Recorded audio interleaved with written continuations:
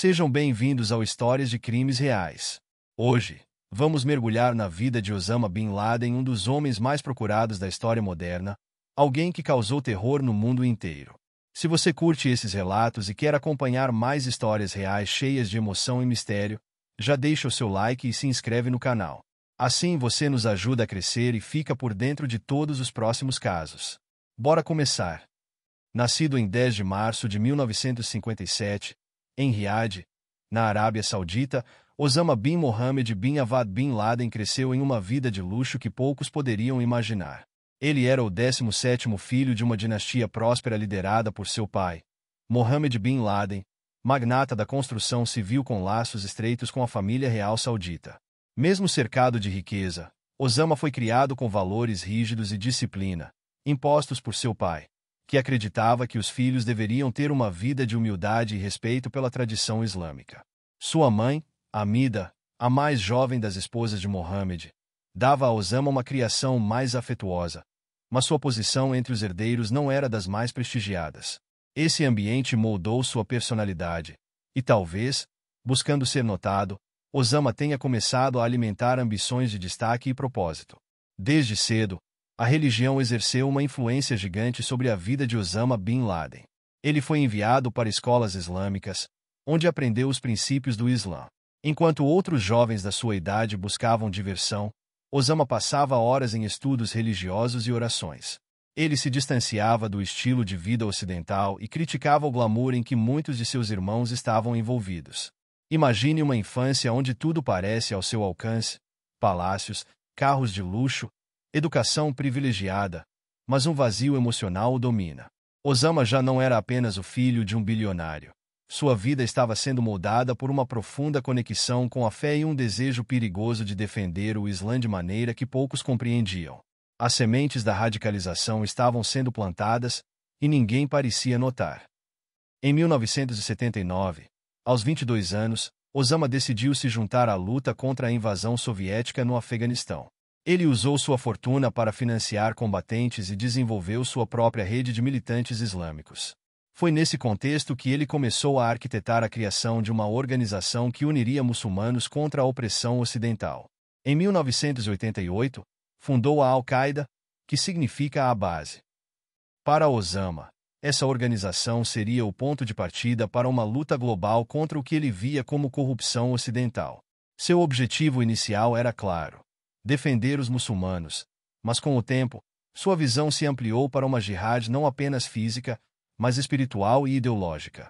A Guerra do Golfo, em 1990, aumentou o ressentimento de Bin Laden contra o Ocidente. A presença militar dos Estados Unidos na Arábia Saudita, guardiã de Meca e Medina, foi uma afronta para ele. A partir daí, ele intensificou sua luta, agora com uma missão de purificação do Islã e expulsão das forças ocidentais. A jihad era, para Osama, uma luta global e contínua, uma guerra santa que envolveria todos os muçulmanos, com a Al-Qaeda se tornando a base que conectaria esses guerreiros de Deus pelo mundo. Uma das características mais marcantes da Al-Qaeda era sua estrutura descentralizada, permitindo a formação de células independentes. Com isso, o grupo podia atacar em qualquer lugar sem depender diretamente de Bin Laden. Osama organizou a Al-Qaeda de maneira que qualquer grupo ou indivíduo que compartilhasse sua visão pudesse realizar ataques em seu nome, ampliando a ameaça global. Ataques de grande escala foram organizados para gerar medo e enviar uma mensagem clara: o Ocidente não teria paz enquanto, na visão de Osama, o Islã fosse oprimido. Vamos explorar alguns dos atentados mais notórios realizados pela Al-Qaeda. Em 7 de agosto de 1998, a Al-Qaeda orquestrou ataques simultâneos contra as embaixadas dos Estados Unidos em Nairobi, Quênia, e Dar es Salaam, Tanzânia. Em Nairobi, a explosão matou 213 pessoas e feriu cerca de 4.000. Em Dar es Salaam, 11 pessoas morreram e cerca de 85 ficaram feridas. Esses ataques demonstraram a capacidade da Al-Qaeda de realizar operações em diferentes regiões, alcançando o objetivo de marcar o início de uma jihad global. Em 12 de outubro de 2000, a Al-Qaeda alvejou o destroyer naval americano USS Cole, no porto de Aden, no Iêmen, matando 17 marinheiros e ferindo outros 39. Este ataque foi mais um golpe contra a presença americana, consolidando a imagem de Bin Laden como líder de uma ameaça global. Imagine o horror a bordo de um navio de guerra, com marinheiros sendo surpreendidos por uma explosão repentina. Para a Al-Qaeda, era uma mensagem clara: nem mesmo o poder militar dos Estados Unidos estava seguro. O ataque mais devastador da Al-Qaeda foi o que mudou o mundo para sempre. Em 11 de setembro de 2001, 4 aviões comerciais americanos foram sequestrados por membros da Al-Qaeda em uma operação coordenada que chocou o planeta. 2 aviões foram jogados contra as torres gêmeas do World Trade Center, em Nova York, levando à destruição completa dos prédios e à morte de quase 3.000 pessoas. Outro avião atingiu o Pentágono, sede do Departamento de Defesa dos Estados Unidos, em Washington, D.C., matando 125 pessoas. O quarto avião, voo 93 da United Airlines, foi derrubado em um campo na Pensilvânia, após passageiros heroicamente tentarem retomar o controle. Esse avião estava destinado a atingir outro alvo em Washington, possivelmente a Casa Branca ou o Capitólio. Os ataques de 11 de setembro foram um evento sem precedentes. A devastação não foi apenas física. A psicologia de segurança dos Estados Unidos e do mundo ocidental foi profundamente abalada. Esses atentados, planejados meticulosamente por anos, mostraram o quanto a Al-Qaeda estava disposta a sacrificar seus próprios membros e a atacar alvos civis. Era uma manhã comum de terça-feira em Nova York, até que o céu foi rasgado por aeronaves sequestradas que destruíram o coração da cidade. As cenas de caos, chamas e pessoas desesperadas fugindo ou saltando das torres são memórias que ninguém esquecerá. Para Osama Bin Laden, esses ataques foram o ponto alto de sua jihad, mas para o mundo, foi o início de uma guerra global contra o terrorismo. Após os ataques, o presidente dos Estados Unidos na época, George W. Bush, declarou a guerra ao terror em um discurso marcante no Congresso dos Estados Unidos em 20 de setembro de 2001.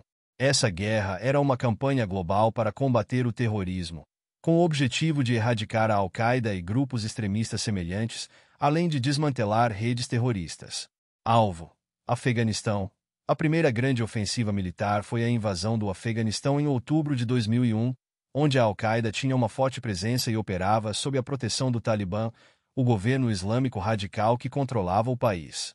A partir de outubro de 2001, o céu do Afeganistão foi tomado por bombardeios enquanto soldados americanos e aliados invadiam um território cheio de armadilhas, em busca de um inimigo que se escondia nas montanhas e cavernas. A guerra tinha começado, mas a caçada a Bin Laden estava apenas no início.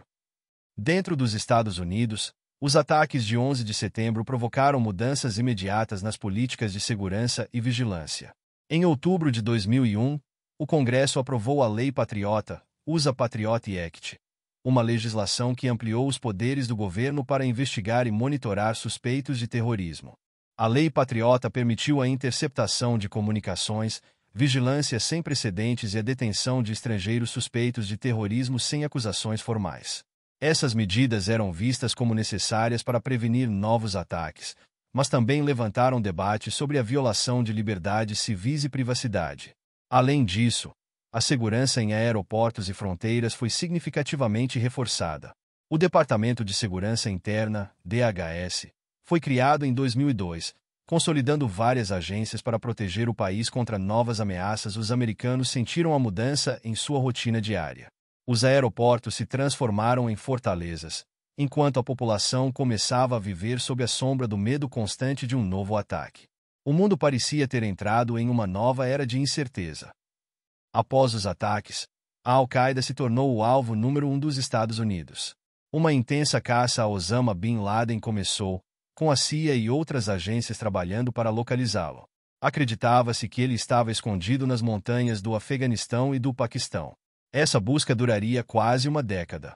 Finalmente, em 2 de maio de 2011, a busca culminou na Operação Neptune Spear, uma missão de elite realizada pelos navios SLS da Marinha dos Estados Unidos. Os SLS invadiram a casa em Abbottabad, onde encontraram Bin Laden. Após um breve confronto, ele foi morto. A operação foi cuidadosamente planejada e executada com precisão, e não houve baixas americanas. A morte de Osama Bin Laden foi recebida com alívio e celebração nos Estados Unidos e em muitas partes do mundo. Representou um grande golpe para a Al-Qaeda e um momento simbólico na luta contra o terrorismo. Embora a morte de Osama Bin Laden tenha sido um marco importante na luta contra o terrorismo, a Al-Qaeda não acabou. A organização, sob novas lideranças e com uma rede de afiliados, continua a ser uma ameaça significativa, mostrando a resiliência do extremismo e a complexidade do combate ao terrorismo em um mundo em constante mudança. E assim concluímos a história de Osama Bin Laden, uma figura que marcou a história recente. Agradeço a todos por assistirem ao canal Histórias de Crimes Reais. Se você gostou, deixe seu like e se inscreva. Isso ajuda muito. Um grande abraço e até a próxima.